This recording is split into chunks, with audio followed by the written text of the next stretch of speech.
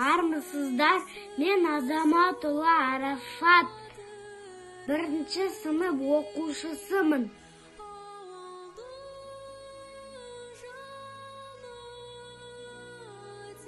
Абай Құнанбаев, өлең сөздің патшасы, сөз сарасы, қиыннан қиыстырар ер данасы, тілге жеңіл, жүрекке жылы тиіп, тептегі жұмыр келсін айналасы.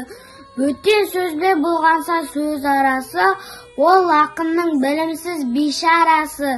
Айтушы мен тыңдаушы көбінадан, бұл жұрттың сөз танымас бір парасы. Әшемпаз болма әрнеге, өнерпаз болсаң арқалан, сендей бір кірпіш дүниеге, етігін тапта барқалан.